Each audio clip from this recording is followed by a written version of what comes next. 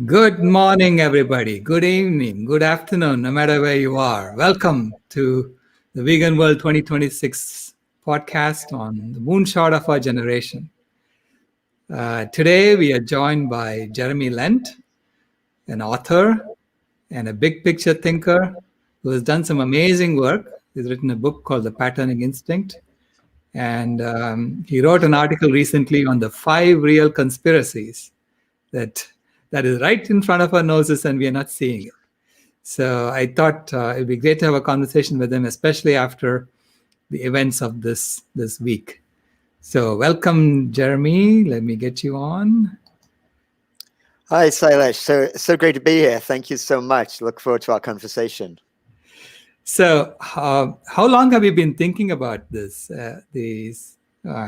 real conspiracies, as you say? Well, it took me years and years, really, of my own research to figure out some of these conspiracies. What I like to describe them as these kind of conspiracies that I'm writing about hide in plain sight. Like they're right there in front of our faces, but because everyone is so used to them and they're just taken as the norm, it takes a while to realize what is actually happening. So it's really, it's been about sort of 12 to 15 years of my life I've been spending trying to sort of make sense of the underlying patterns of meaning that our culture uses to just sort of go from day to day. And I think just the last few years, some of these things I write about, these real conspiracies, become more and more clear to me that these are the things that if we don't talk about them, we can't actually undo them. And so the first thing to do is for people to start to recognize these are the things that are actually going on in our world. Yeah, it was so eye-opening to read what you wrote. That was clearly had thought about it a lot, and I could see that in all the links that you put, references and so on, very well researched. So let's start with them. Let's start. So, what is the first major conspiracy that you see? Well, the first one that I talked about in this article, I guess it's the one that is most apparent, like all around, every single time we read a headline, every single time we watch something on TV, whatever, as I call it, the conspiracy to turn the world into a giant marketplace for the benefit of the wealthy elite. And this is what's so interesting about this. It's a real conspiracy. Like in some of these, I kind of use the word conspiracy slightly mockingly, just because I'm trying to point out, we've got these ridiculous things like the QAnon type conspiracy going around there, tragically and scarily going around mainstream thinking. So I'm sort of, but this conspiracy was a real one in the sense that it was a small group of people way back actually in 1947, who got together and they founded as a society. They called the Mont Pelerin Society. And the whole idea of this was to spread the ideology of neoliberalism. And back in those days, some of these ideas that now people take for granted were considered so bizarre, so strange that only a group of people could even talk about them seriously. It's the idea that there should be no regulations, that you should just dismantle it. The idea that the individual and the liberty of the individual should dominate every other aspect of society. So forget about community well-being, forget about families, forget about society as a general concept, forget about relationship with the living earth. The only thing that matters is individual liberty, and that can only be optimized through unfettered capitalism, and sort of through allowing corporations to do whatever they want. Kind of crazy ideas that would be hard to take seriously, other than they've been so successful in spreading this ideology that now people just actually, mainstream politicians take that as a given, which is what I'm trying to sort of point out there. Yeah, it's literally monetizing everything, right? Monetizing everything and then looking at the value of a dead tree. If the dead tree has more economic value than a live tree, we kill the tree. Exactly. And that's one of the things that I actually find so dangerous, is that even in the environmental movement, way back when, a few decades ago in the 1980s, when really pioneering well-meaning environmentalists said, how do we get these capitalists to realize that they're destroying the most valuable thing on our earth, like our own natural resources? So they had this idea, well, let's put a value on it. Since the only thing that people relate to is monetary value, let's put a value on these ecosystem services, and then they'll get it. And then they'll understand that we don't want to destroy our own assets. We'll talk their language. So it was kind of a brilliant idea in a way, but it's backfired tragically, because now people have basically taken nature and just added it to the balance sheet. So we have assets, we have human resources, basically looking at humans as just assets to utilize. We have our capital, and then we have natural capital. And so, what kind of return can we get on our natural capital? And to your point, you can try to say, value a coral reef and say, look, it's so beautiful. It allows all these fish to grow, and it's tourism. We really need to keep that coral reef. And the capitalist investor says, okay, that's good. But then the coral reef starts dying because of the bleaching from the global climate breakdown we're doing. And then the capitalist says, oh, well, the coral reef isn't worth anything anymore because it's dying. So I'll just build a brand new swanky resort there. So the whole notion of valuing ecological resources backfires. And that's what people need to be aware of. Yeah. I mean, I see also in the example of animals. If a dead animal is worth more than a live animal, we kill the animal. Absolutely. And that's this concept of what I think is a really important concept to recognize is what called human supremacy, which is this underlying ideology that, again, nobody even talks about, that somehow the world is here for humanity, and everything else that is non-human is simply a resource for us to exploit as much as possible.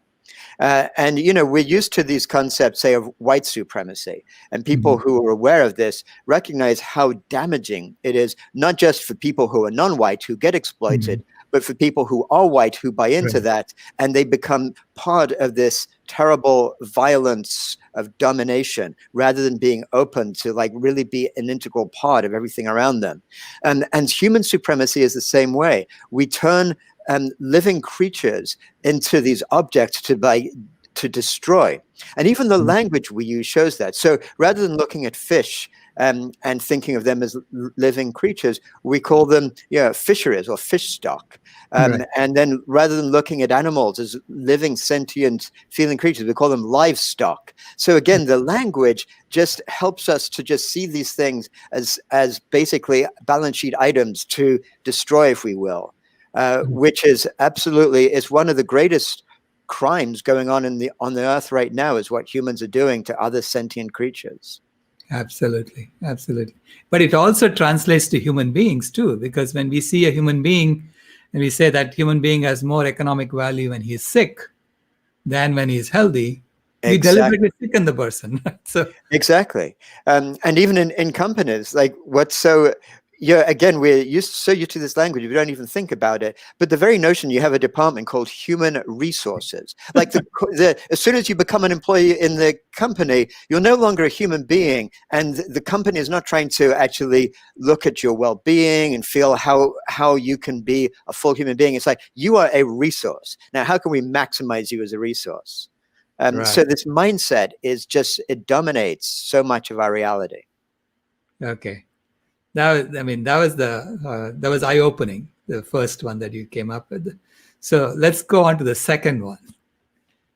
Well, right. So the second one really looks further at what corporations have been doing quite explicitly for over a century now, which is to turn billions of people into addicts. I know it sounds kind of almost ridiculous to just look at that bold statement, but that is exactly what's been going on. And again, this can really be understood as a conspiracy in the sense that back at the beginning of the 20th century, like over 100 years ago, there were people who realized the power of using marketing to appeal to people's deep psychology below their level of conscious awareness and manipulate them and make them do things that are against their very own health and well-being. And one of the most famous of these people that I write about in the article, his name is Edward Bernays. He was actually the nephew of Sigmund Freud's. So he was one of the first people to learn this notion that humans have this unconscious and we're sort of driven by instincts and drives below our conscious awareness. And he actually formed a company with a partner where they were explicit about the power. They actually talked about the conscious and intelligent manipulation of the masses. And he actually said, we are governed, our minds molded, our tastes formed, largely by men we have never heard of, who pull the wires which control the public mind. And he was proud of this. This was not some saying like, this is a problem. He's saying, this is great. And he was responsible at the time. The cigarette companies, only men smoked cigarettes, and they were going, we need to like expand our markets. Wouldn't it be great if we could get women to smoke cigarettes? But it was just considered something that women didn't do. So he decided, I know what we're going to do. So he actually, there was I think it was a Thanksgiving parade in New York or whatever. And he got some of the leading progressive women of the time to start smoking cigarettes in public. And they called them freedom torches to shift the idea that, oh, it's okay for women to smoke. So by that simple act, he was probably responsible for some of the largest numbers of untimely deaths in this century than almost any other sort of genocidal murderers like Hitler or Stalin or whatever. It's just incredible. And the thing is, the companies have done that. What he started off as this sort of pioneering idea has now become part of like normal corporate activity. It's called marketing.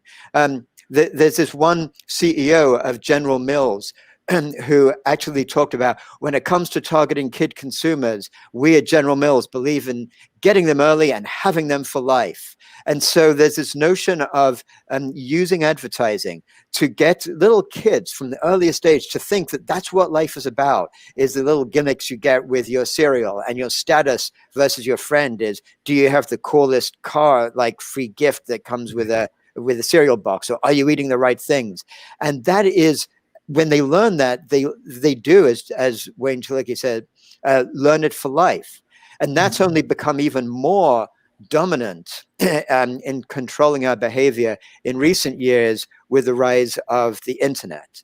And what could have been, and still can be, a most amazing transformation for the sense of human connectivity has again been hijacked by these for-profit corporations, which have now tried to manipulate people even more sort of deeply into our hormones with things like thumbs up sign and the like signs to sort of get us to have these little moments of endorphin release where we go back to the smartphone or go back to our device, which they make money from. But meanwhile, we're addicted to this need for that little shot of a good feeling every time we get another like on our phone, which of course has caused the addiction that many of us experience ourselves and are well aware of to these devices.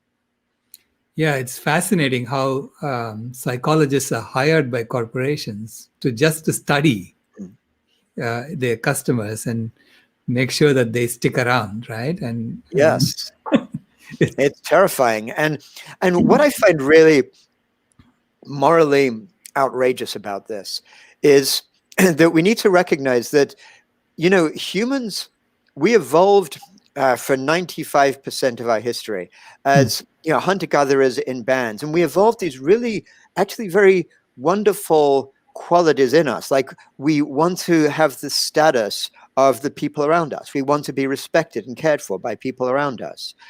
We want to feel successful because we want to be part of the group. We care about what others think about us. These are really important, very helpful, good elements of being a human being. It allows us to work together in community and do all the wonderful things that humans have done on the earth.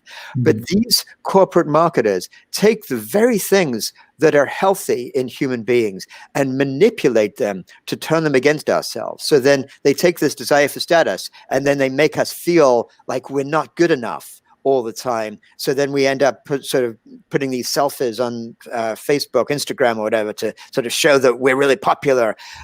So they manipulate the very core elements of human beings that really should be nurtured to allow us to really live a more flourishing life. And that's where I feel it's not just something that causes economic difficulty, but it's something that is truly morally bad in terms of what these corporations are doing to humanity. Right. But, it also comes down to the rules of the game we have set up, right? The game of capitalism. Absolutely. And to clarify, because I'm glad you raised that point, I'm not saying that most of the people, the vast majority of the people doing these things are not bad in the slightest. They are people who actually, they actually are believing that they're doing something good. In whatever corporation they're in, they're given this vision like, oh, we're offering this for people and we're making this easier for people. We're doing that, and they feel good about what they're doing. And even if they didn't feel great about what they're doing, they're part of this system. The system says you have to be part of it. You have to earn enough money to have security. You have to earn enough money to have status. You have to do all these things, and so you've got to play that game in order to do so. So the vast majority of people have no choice but to be part of this system that is basically destroying life on Earth and really turning humans into addicts and taking away from our well-being.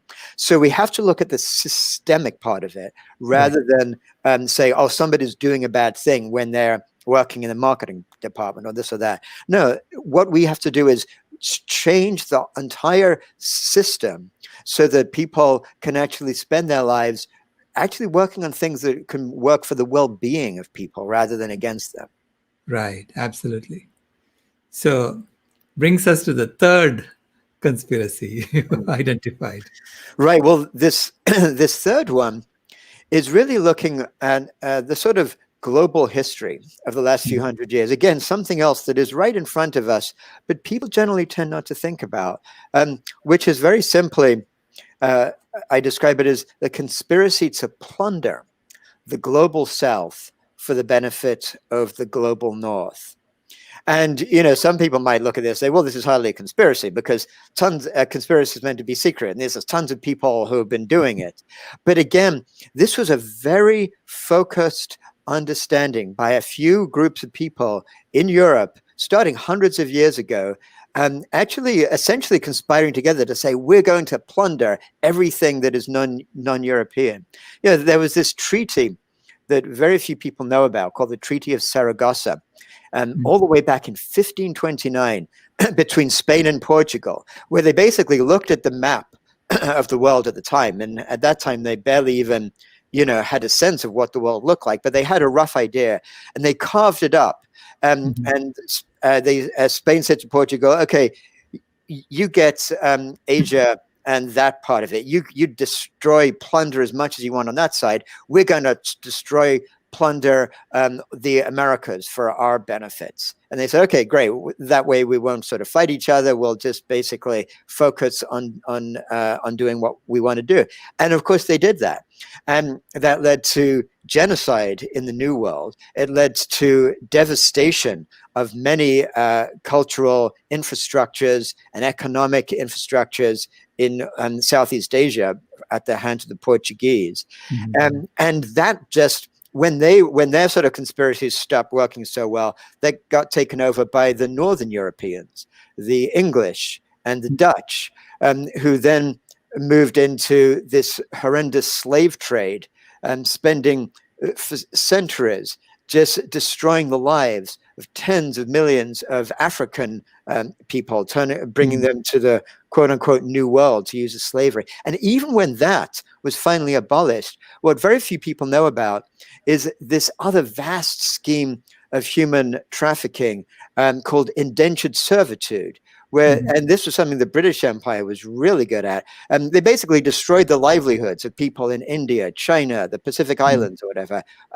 And then when these people were left destitute, they said, oh, well, we'll ship you over to places where we need you, say in the Caribbean or wherever it might be. And there you'll be able to have a better life for yourself. But because of the cost of shipping you there, you're going to be indentured. So you need to work for us for the next 20 or 30 years to pay back, this credible benefit we're doing. So they essentially turned more than 60 million people over a number of decades into slaves, essentially, to take over from the slave trade they'd had before. And that's only continued in recent years. We think, well, okay, that's all history. Now we have this kind of more civilized world where that kind of thing doesn't happen. But since the Second World War, we've had decades where that same conspiracy has just moved into trade. So when we look now at the institutions that basically work out how the world works, the World Bank, the IMF, the World Trade Organization, they're dominated by these same countries of the global north. And we think, but again, we're told by the press that somehow the undeveloped world, the global south, needs our charity because, we're the wealthy north. And so there's this question, how much aid should we give them to help them to develop to where we are?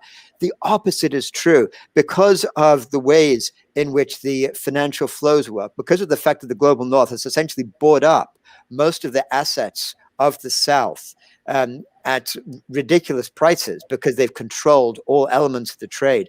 There's actually $3 trillion a year of wealth flows from the global south to the global north. So even right now, when the global south is suffering, and now with climate breakdown, suffering even more, and the disparity between the north and the wealth disparity is even greater. Even now, the wealth continues to funnel from the south to the north because of the unfair systems of trade. That's a conspiracy in the sense that almost nobody knows about that. And that's what's going on right now as we speak. Yeah, it's a macrocosm of something that happens in our neighborhoods, in a microcosm. Like I was in Ghana once, and I was seeing this rich person building a house right in the middle of a slum, right? And he's covered his compound wall with broken glass, and he's got a sentry outside to protect himself.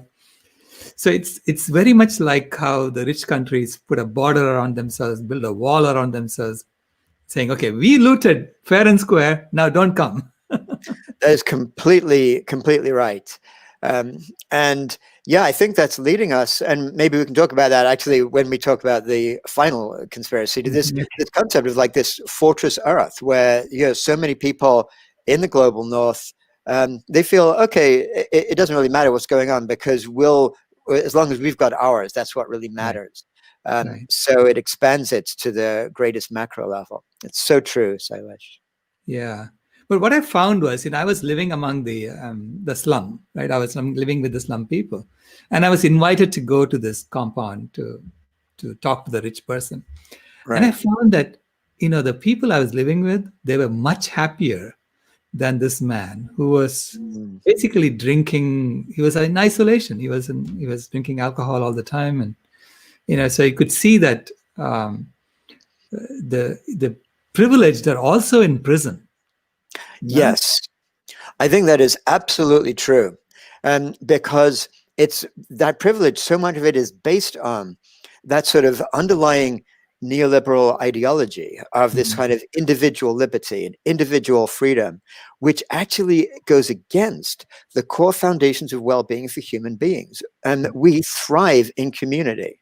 And we actually, there are many studies in social psychology that have been shown to be true, different countries all around the world with different levels of income. When we spend our money actually on others, we get a better feeling. We feel better about ourselves, and it actually makes us feel better inside than when we spend the same amount of money on ourselves. And that's the thing. When there are amazing other studies that show that people who have these higher levels of wealth get to learn to be more selfish. There's even this really interesting study about people stopping at crosswalks. And they would look at their cars from very expensive BMWs to, sort of cars that were 20 years old, barely sort of making it through the crosswalk. And somebody would sort of begin to step out in the crosswalk, and they would measure which cars actually stopped and which cars just kind of accelerated and went through. And of course, the people in the BMWs were the ones who just accelerated and went through, and the people in the cars that were worth a lot less in value were the ones who actually stopped for the pedestrian. So there's this sense that when we have a more challenging time of it, we're more aware of that empathy and the compassion of others who have been suffering too, and we're more ready to help them and to be part of the community. That's why there's this great book by author Rebecca Solnit called A Paradise Built in Hell, where she looks at these times such as after hurricanes or after when disasters happen, what actually happens with people. And when all is lost, when everything is devastated, that's when people get together even more tightly than at other times, because it's naturally inbuilt in human beings to want to be part of community. And that's so much of that is lost by these these kind of wealth ghettos that develop. The people set themselves up in these big houses, separate from everybody else. They think what they want is privacy. What they end up getting is loneliness and solitude. Right. Yeah. I mean, I see this also from the perspective of our species. Our species has walled itself up and saying, we now own the planet, right? Yes. And all of you others, you have to suffer. That's right. And as we're doing that, we're destroying the living earth. And we can, we see that in all different areas. One of the most obvious, of course, is taking a beautiful, diverse tropical forest, cutting it down and turning it into a monocrop palm oil plantation. And again, because we are dominated by the power of these transnational corporations that are looking to just maximize profit above all else, we accept that as part of our global system, and it's leaving humans alone on this earth. There's this the great entomologist E.O. Wilson, who's written some of the greatest books about biology over the last few decades, says, we shouldn't be calling this period the Anthropocene. It should be called the Age of Loneliness, because humans and their farm animals are now being left alone on a world that is losing its biodiversity and its richness. Yeah, this is why I love talking to vegans who have given up that privilege, so to speak, and said, okay, we don't want the human privilege anymore. We want to consider all species as equal, and they discover that they're actually happier when they do that. I hear you, and I just want to say, for full transparency, I'm working towards veganism. Yeah. I spent most of my life just somebody who lived in that kind of mainstream way of thinking, and a meal wasn't a meal without its meats and potatoes and veg and all that stuff. And through a combination of realization of the incredible suffering that animals go through, that one of the absolute, maybe potentially the greatest crime against life that's ever happened on this earth is what we're doing in industrial agriculture, and a realization of the impact of meat eating on global climate breakdown, especially beef. I've shifted now to non-meat eating and working towards veganism. And I totally respect any step that people make in that direction that's based on the intentionality of what's needed, because it is so difficult to undo and decades of what your body is used to. And it's an ongoing challenge. And it's my intention to move to that place, which I admire so much in those people who are already there, because that is the way in which we can live most harmoniously on the earth. Absolutely. So now let's get to the fourth conspiracy. Right. Well, so this comes to climate. We were just talking about climate breakdown. So this conspiracy, and this, of all the conspiracies, this is the one that is far and away absolutely dead set conspiracy, in the sense that this is the fossil fuel companies were explicitly engaged in a conspiracy to hide the effects of climate breakdown for corporate profit. And it's just been sort of coming out in recent years. These fossil fuel companies knew about climate breakdown way back when, even as far back as 1968. So we're talking about over 50 years ago. The respected Stanford Research Institute wrote a paper for the American Petroleum Institute, which is the institute that basically is the sort of the trade group for the Exxon Mobils, the Chevrons, for all the big fossil fuel companies. And they told them that if going at this rate, CO2 emissions were accumulating and would cause massive environmental damage worldwide. And Exxon scientists took the study, they researched it further, and in 1977, again, 45 years ago, they actually talked about overwhelming consensus that they're headed towards destruction. They raised the alarm. They said the company's 50-year plan will be catastrophic for a substantial fraction of the Earth's population. Exxon started to take this seriously. Then they realized, no, this is not going to work for our corporate profits. So they deliberately then spent decades embarking on this concerted strategy to dupe the public, paying fake experts, cherry picking data, coming up with their own wild conspiracy theories. And it's because of their deliberate, explicit decision to basically lie to the world that we're facing this existential crisis we're in right now. And it is an existential crisis because we're on track right now. Even if the countries meet their policy plans based on the Paris Agreement of some years back, we're on track for more than a 3-degree Celsius rise in temperature this century, which would lead us to tipping points, which would lead the Earth to even greater 4, 5 to 6 degree rises, and the world will become unrecognizable.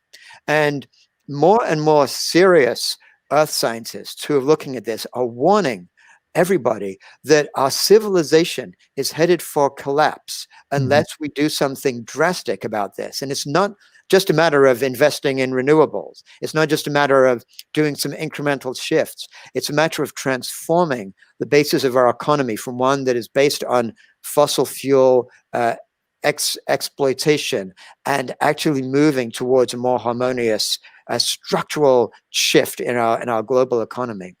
So that is something, and each year that's been left, the changes have had to be more drastic. If we had actually, back in the 1980s and 90s, had a full open discourse about what was going on, it would have been relatively simple to chart out okay, over the next 30 years, let's do a 1% decrease in fossil fuel use or 2% per year, so that by the time we hit the middle of the 21st century, we'll be fine. But now that we were lied to about that. Now it's become a true emergency. I mean, in my view, these people there should be public trials of what these people have done. They should be sent to jail for a crime against humanity, against future generations, and against the life on Earth. Oh, so many corporations have to stand in line for that, to face trial like that. It's true. But I think the fossil fuel corporations, that explicit decision, knowing that what they were doing was leading the world to destruction, and actually saying, let's lie, and let's really, the very people who are trying to say something to help humanity, let's try to besmirch their names, let's confuse the world about them. That cynicism is just beyond the pale in my mind.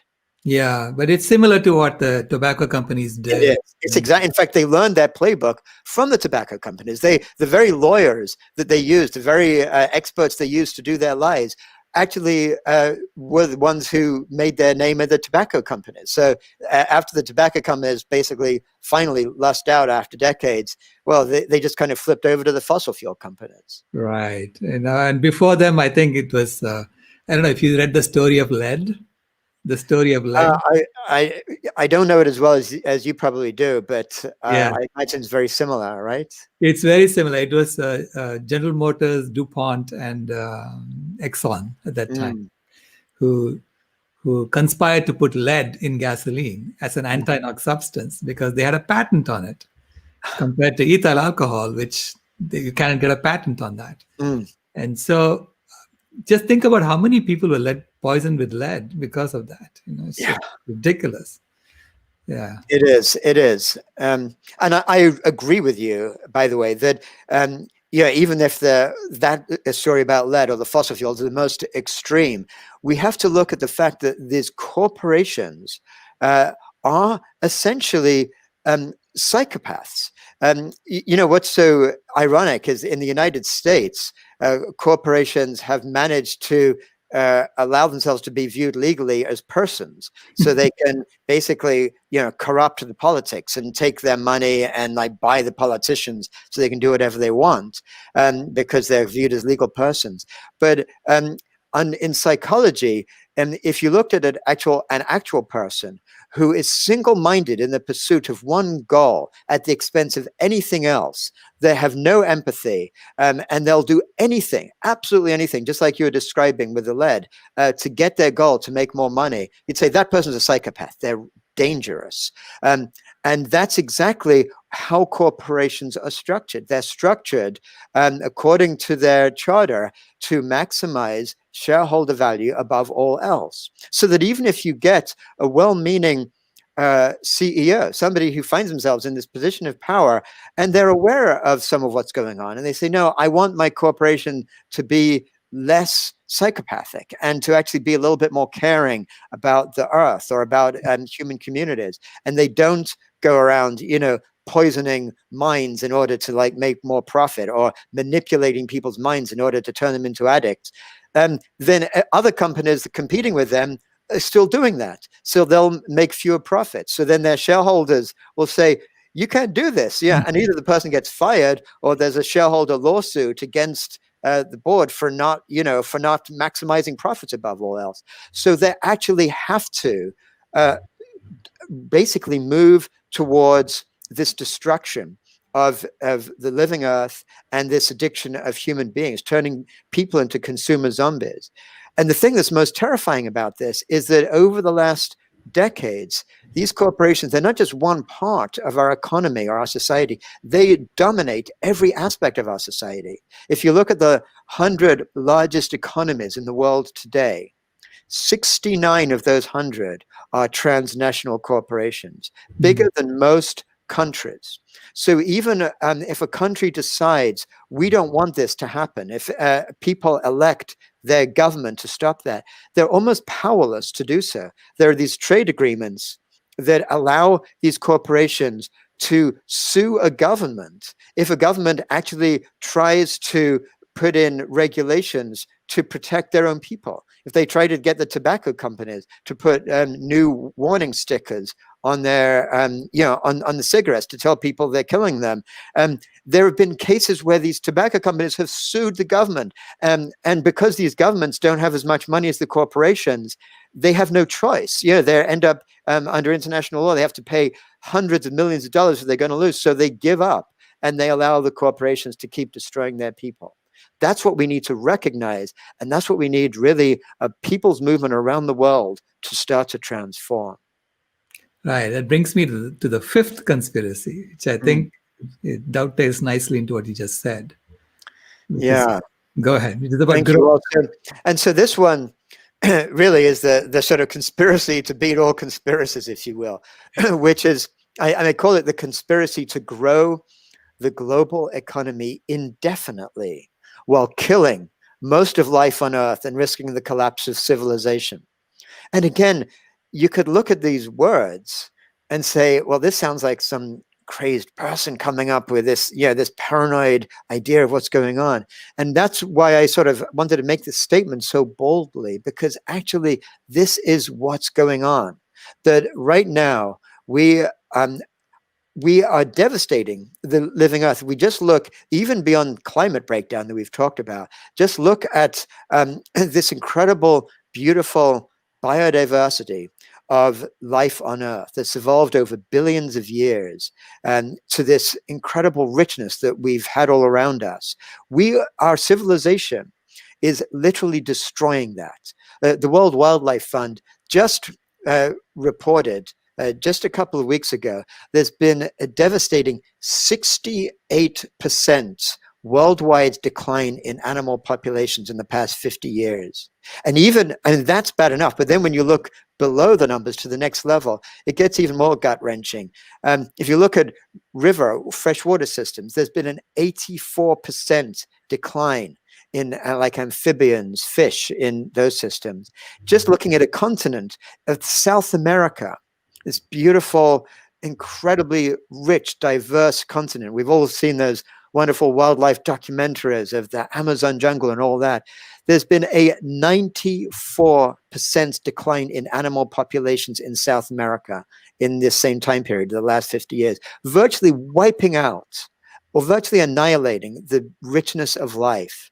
And that's even happening, that's happened at the current rates of global production, which is projected to triple by around 2060. So for all those destructions going on right now, we can expect even what's left to be wiped out at an even more rapid rate.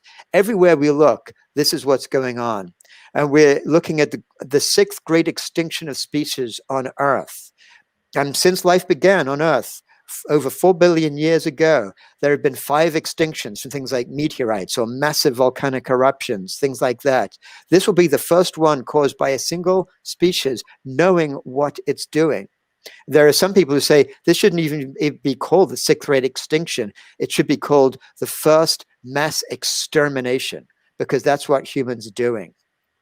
And some people say, well, right, this is because humans, it's like the fault is humanity and there's too many people and we're growing our population too fast. And right, we are growing our population at a rate which is not sustainable, but that's actually leveling off, and it levels off simply as a result of women in the global south, girls being educated and just having more autonomy over their lives. And that's a great development, and that's something we need to do.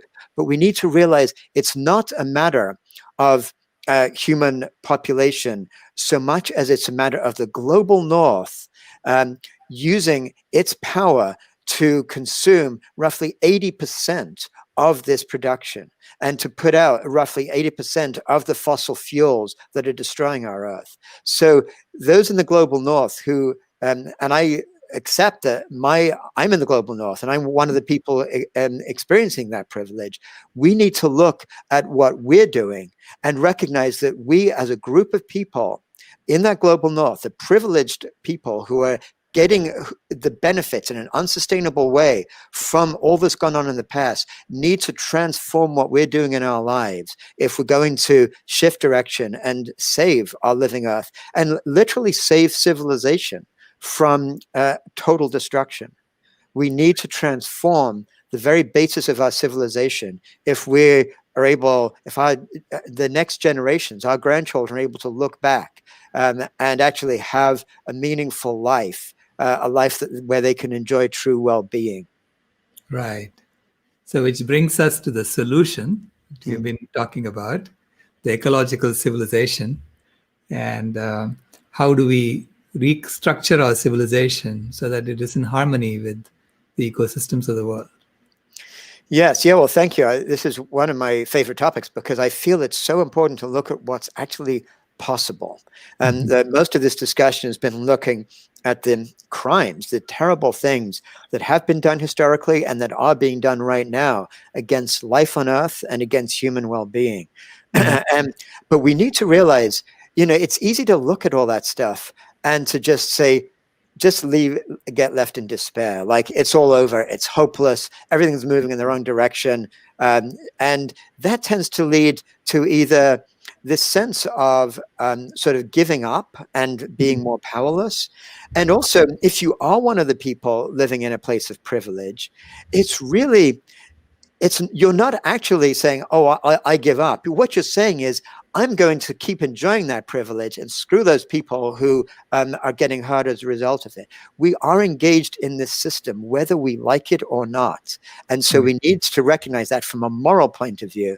It's a little bit like, I use this analogy of the people who say, oh, it's a disaster, nothing we can do, are like people in a sort of gilded lifeboat who, like, the ocean liner is heading, the sort of Titanic's heading for devastation, but they're on their lifeboat, everything's kind of nice, and the people who are struggling to get on the lifeboat, they're basically kicking them off into the ocean so that they can just keep their own. So we need to recognize we're all involved in the greater moral context of what's going on. And by recognizing that, we need to put our energy into what's possible to transform things. And there is a possibility for transformation, but that will take not just things like investing in renewables or just these incremental things that don't change the system. It involves changing the basis of our global civilization from one that is wealth-based, the one that we've been describing that's in this conversation, to one that is life-based. And you can just try to imagine for a moment, what would a civilization look like if it were built on the same principles that life itself is built on? Life has been so richly diverse, has thrived on Earth for billions of years because it's built on a different set of principles than what our civilization is built on. It's built on principles of symbiosis, where each different species or entity in an ecosystem looks at relationships with other entities where each benefits from something. So if an insect or a hummingbird is pollinating a flower, both benefit. The insect gets the nutrition, the flower gets to propagate for the next generation.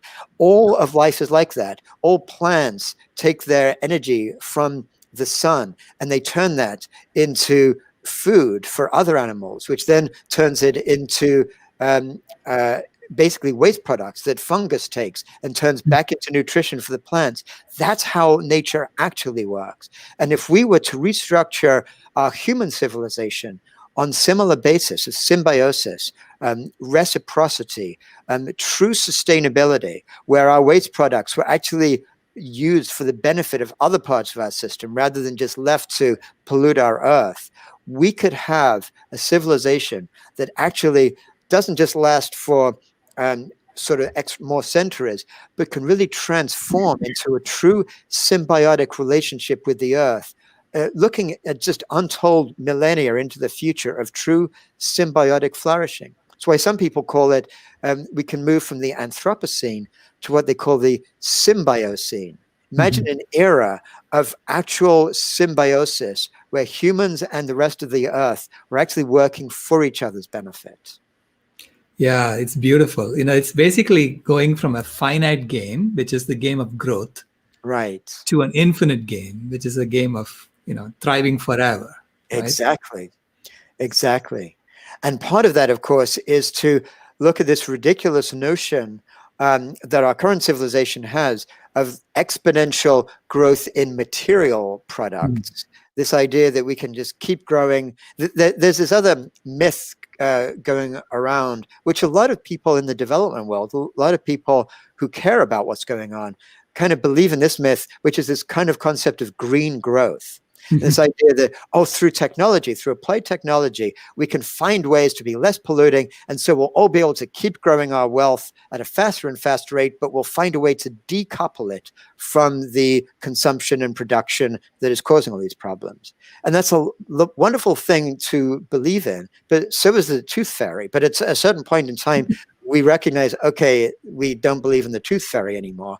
And green growth has been shown through various rigorous studies around the world to be a myth.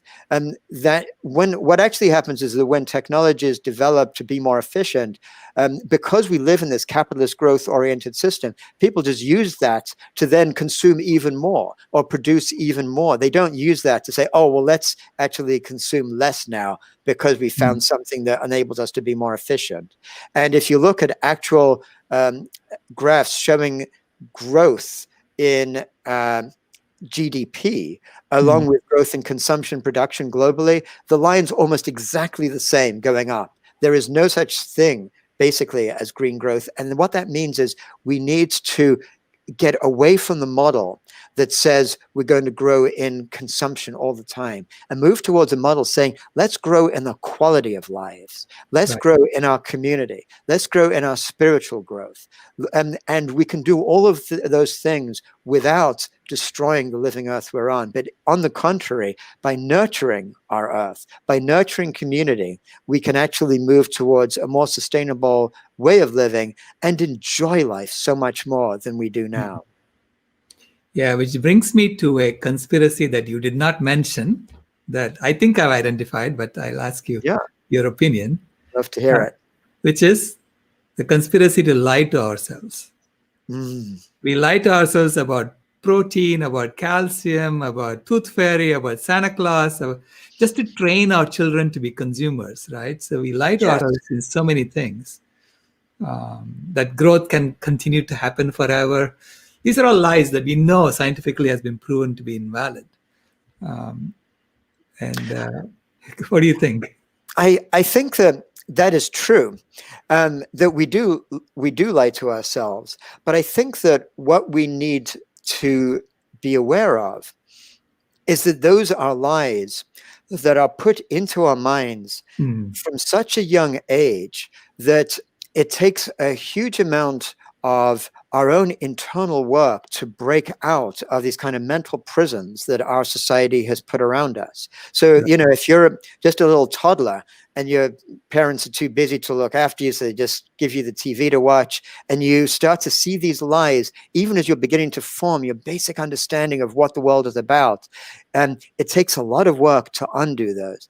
And that's, there's a process I like to talk about that I call cultural mindfulness, that I feel enables us to break out of some of these barriers. Like, we're familiar, or probably a lot of people who are watching this kind of conversation are familiar with the concept of mindfulness coming from the Buddhist tradition for the most part, where we actually use meditation to become mindful of the sort of lies or the stories that we tell ourselves about ourselves, you know, unto this, or so-and-so thinks this about me, and all this kind of stuff.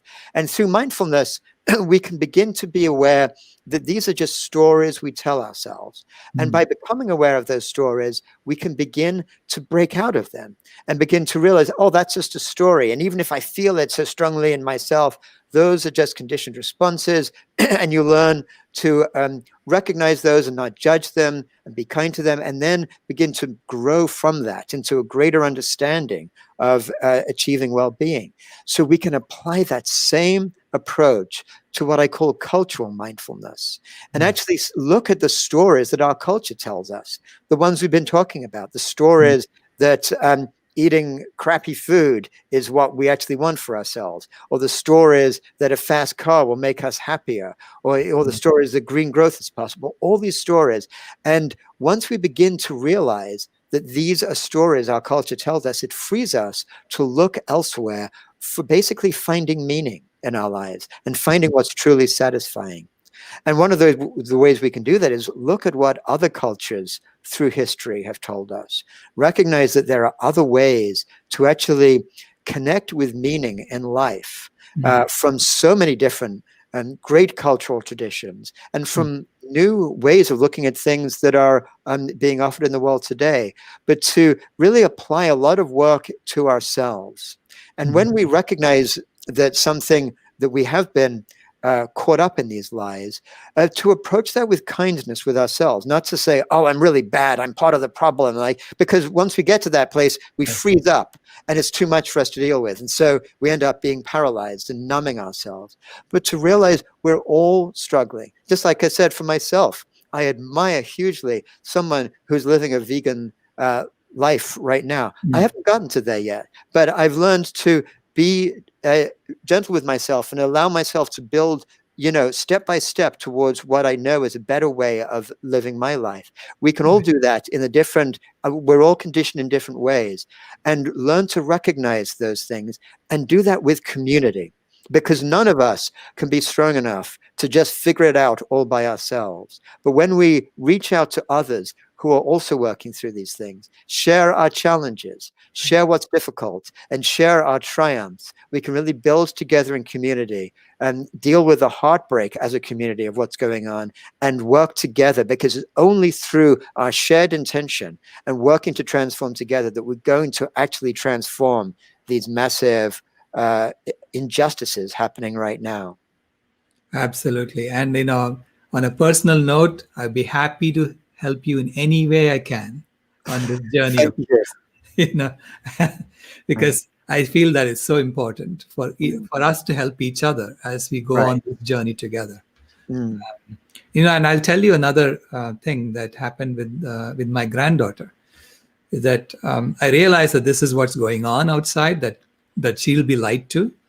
And so I told her right from when she was about 2 or 3 years old, I told her, I will never, ever lie to you. I promise you that. I'll never, ever lie to you. And so she knows that. And she'll come and ask me, so Grandpa, is the tooth fairy real? and I told her. And so she now knows, right? That is a soul Right. that will not lie to me. That's so beautiful. Yes, I really love that. Right. And at the same time, what is so wonderful is to realize that, when we look at this possibility for a positive future, that is not a lie. That, sometimes people say, oh, well, they're lying to themselves, all this talking about some optimistic possibility. That we need to recognize that hope is not a lie. It could be where I will go is, I think being unduly optimistic might be lying to ourselves. If we're sort of looking at some sort of laying the odds and saying, ignore all the bad things are really going to work out fine. That's and that may be to some degree lying to ourselves. Hope is something different, because hope is an actual engaged state of mind, is looking at the possibilities for what could be and putting your energy and life towards that possibility. Because one thing we need to recognize is that the way life works and the way human society works, in a systems way of looking at it, is like non-linear. It's totally unpredictable. You can't look at what's going to happen by simply looking at some graph and saying, well, we've gone on this line so far, it's going to continue to that until it collapses. No, the changes that can happen in society are enormous, and they can happen, especially nowadays with the rise of the internet and this kind of global conversation that's going on. The speed they can happen with is incredible, but it's up to all of us to take part in it. This is not a spectator sport. Once we recognize what's going on, we need to recognize we can put our own life's energy into being part of this movement for transformation. That's beautiful. Yes, you're absolutely right. But I tend to frame it as faith rather than hope, because hope comes from a position of fear, and faith comes from a position of love. And and I'm an engineer, and as an engineer, I tend to look at things realistically. I need to, otherwise I cannot build anything that works. So I say that you see the possibility that it can be done, and you say, why not? Why won't it be done? So exactly, and I love that that notion of faith, and that's something I've really personally come to true, is this having this faith in the possibility, this faith in life, this recognition that so much is possible. And if we are ready to ask exactly your question, not just why not? Why can't we move into that direction? So thank you for that. I think that's really profound, Sailesh. Well, thank you, Jeremy. It's been a fantastic conversation, as always. Yes. Yeah, really, really great to share with you. And thank you for what you're doing in helping to get these ideas out there. It's what we all need so badly. Okay. And until next week, thank you all very much for being here.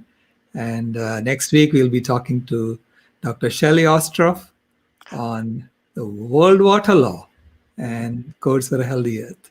So until then, see you. Enjoy your week.